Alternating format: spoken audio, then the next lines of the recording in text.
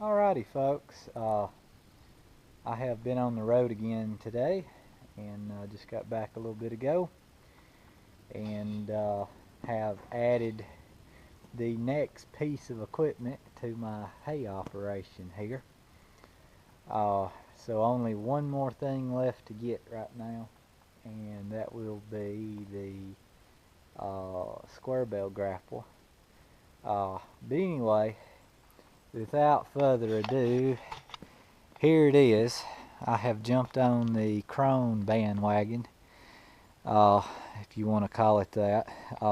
There's a lot of interest in Krone and Krone products as of the past few years. But anyway, I did get what I said I was going to get in an earlier video, this SafeCut 280, or EC 280 they call it. But anyway, but yeah, this is it. I've got to get it unloaded, and get it off of here and figure out what I'm going to do with it. I'm actually going to try to put this one in the shed, kind of, sort of, for right now, so it won't be sitting out in the weather while I'm not using it. But anyway, they did, these mowers were stored outside at the dealership, but they didn't have the cover on them, so this cover hasn't been exposed to the weather. But you can see the bar a little bit under here. Most of the blades are spun under. You can see them, they're out on that one, or that, if you want to call it a disc, a turtle, whatever. But anyway, of course I've been mentioning looking at disc mowers for a little while now, and yes, I kind of did go back on my word that I've been saying on the past few, or that I've been saying the past few years, that I would, when I bought another mower, I would get another Vicon, and I changed my mind. After listening to a lot of you folks and researching them myself, I come to the conclusion that it was probably worth it to try this mower out, especially this particular mower. This is and I'm not sure this is the correct term I'm using, but this is a center hung or center pivot mower. So the bar is not pivoted down or here at the gearbox like a lot of belt driven mowers are. This one is actually got its pivot right here above the bar. So if you look under here, there is no pivot point under here. It is straight up to the gearbox. So this is your pivot point, and this is kind of your stabilizer bar, track links, whatever you want to call it, up here. So all you've got on this mower is your PTO shaft, which comes into a gearbox kind of like a bush hog. Then you have a slip clutch in here, another universal joint to another universal joint which goes into the gearbox. There are no CV joints or double U joints on this mower. So it's all basic universal joints and stuff, no belts. And it's got a really thick, I shouldn't say thick, wide. It's got a really wide bar, front to back. And a dealer told me today these things are permanently lubricated, the bars are. And he said it holds nearly does hold 2 gallons of synthetic, I believe it's 80 W90 gear oil. But anyway, let me jump up on the trailer. I did get an extra set of blades with it that either come with it or he gave me. I did not pay for those blades, but I've got an extra set. This here is the tool for the you see that says SafeCut inside. This does have the roll pin shear hubs on it. Here's some roll pins here for that. So if you hit a rock or an object and you would shear these roll pins inside the hub. This is the tool that allows you to, well, I guess I should explain a little further. When you shear one of these pins, let me get up there. I got to get up there to show this. I want to raise that curtain up and kind of describe this. You can go out on the web and search this SafeCut with the, you know, for Krone. I'll get this up, but go.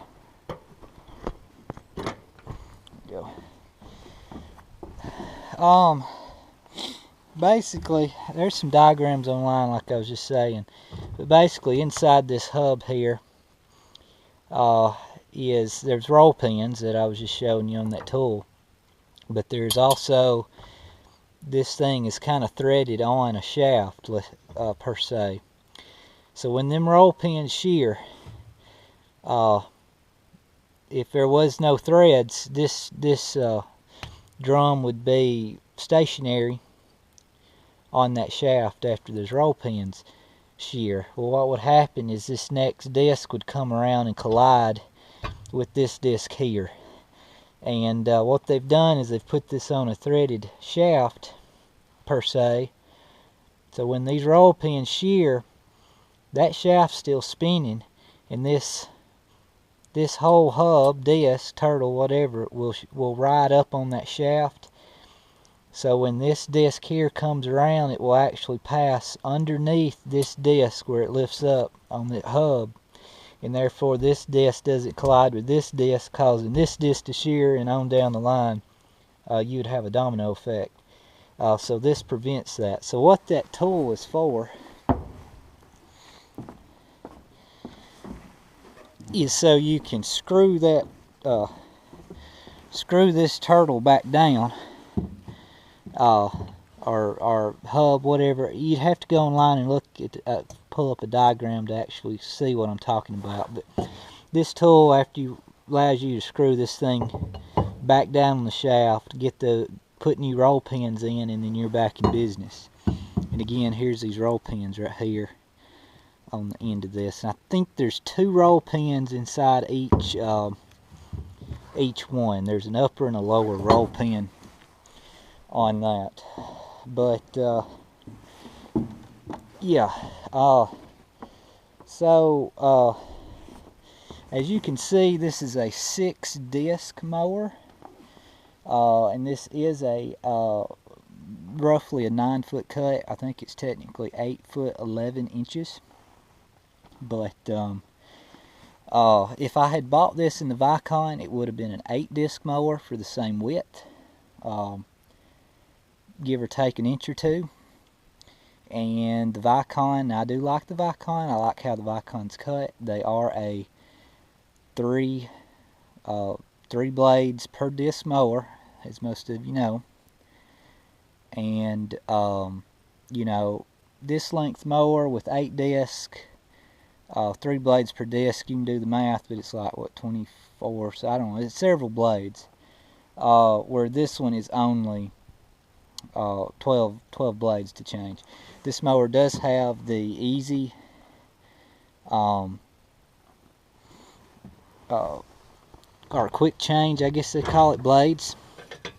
So there's a tool that goes in here. You pry down, you pull this blade out, you put another one in, flip it over, whatever. And that tool is here on the mower.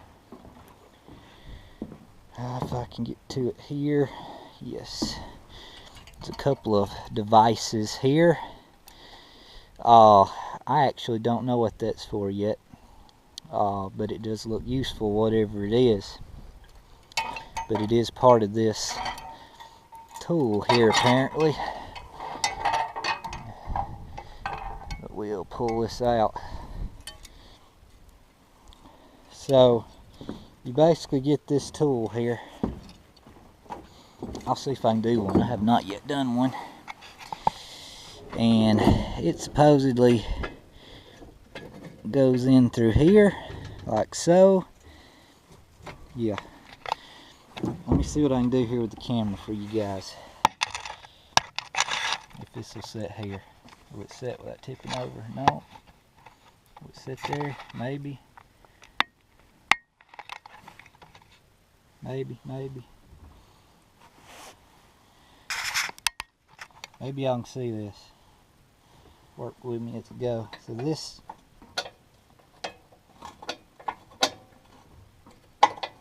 blade should come out.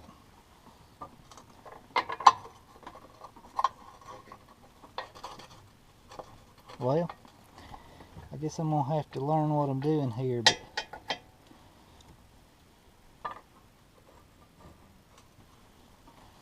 there we go. Blade comes out, blade back in. So that's all it is to change the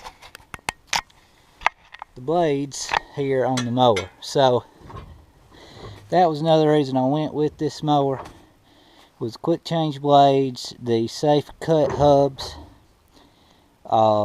and the fact that it's fewer discs, fewer blades to deal with. Let's see. So the options were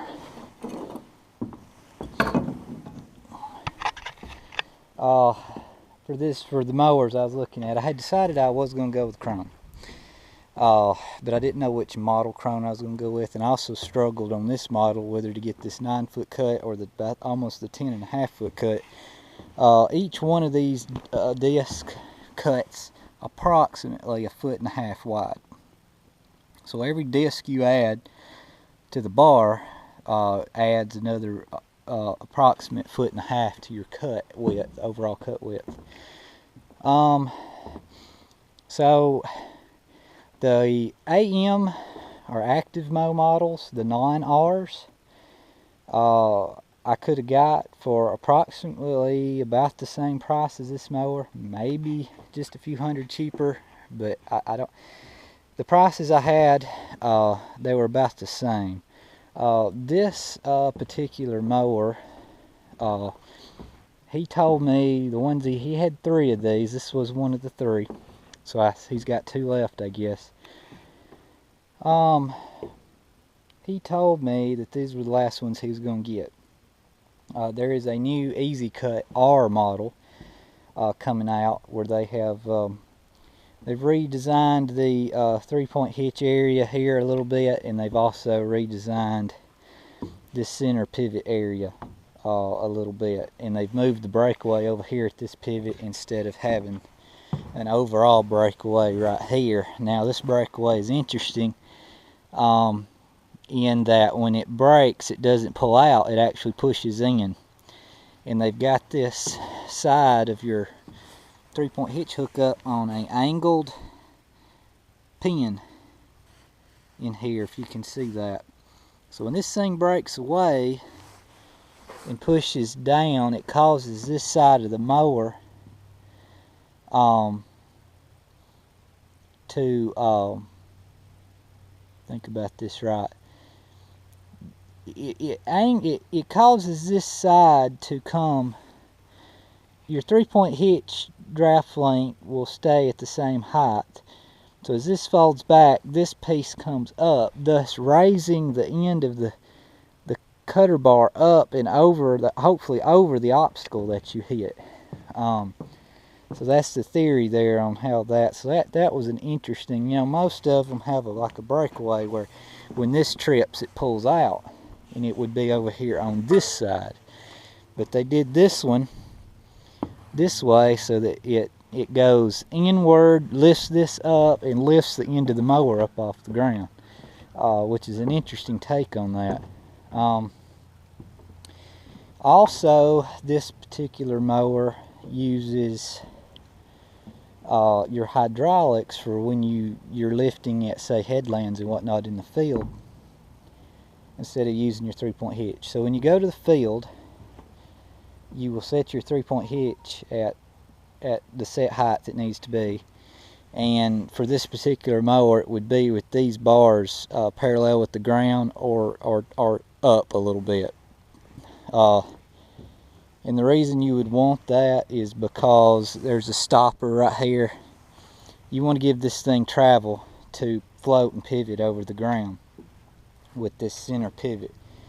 But anyway, once that is set, your height, then when you get to the end of your row or whatever you're cutting, and go to turn back around, you just use your hydraulic cylinder, and it'll just move this far, and it'll lift it basically raises this arm right here, so it lifts this cutter bar up off the ground level, and that way you're not mowing back through the hay you've already cut. And then for transport mode, you actually lift this up, and this cylinder, this piece here, will come all the way down in here, and it will lock in this piece right here with this piece of cylinder. So when you're in transport mode, it is locked in the up position. So if you bust a hydraulic line or something weird goes on like that, the thing ain't gonna fall on you. And that's something that I have had happen with the Vicon, so I like that design. But there is also under this little cap right here is a little like set screw where you can adjust the flow of your hydraulic and the speed of the cylinder up and down to your desired speed for the tractor you're using. So that's neat. But yeah, like I was saying, I was looking at the AM models. The current AM models do not have the quick change blades. They also do not have the SafeCut hubs, which is something I wanted. They are going to be on the new AMR mowers that are coming out, but they're not available just yet. So the AMR mowers are going to be basically this same design.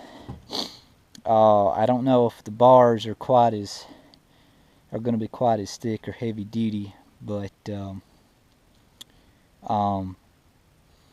this mower is actually got bigger, wider skid plates under it than the AM mowers. And like I said, it's got the quick change blades, the shear hubs and whatnot. So instead of me waiting for the AMR model, I got this mower actually cheaper than what the AMR mower, I believe. Yeah, I believe that's right. I got this mower cheaper than what it would have cost me to wait on the AMR mower. And this mower has everything like I wanted it, and a little bit more, and it's the center pivot design. So that's kind of why I decided to go with this mower. Thought I'd get one before there wasn't any more left, because I'm sure the new Easy Cut R's are going to be a lot more expensive than this one. So this kind of fit the bill, and this is what I decided to go with. So it's going to be a while before I get to use it, but like I said, it is an interesting design, and I look forward to getting to try it out in the field.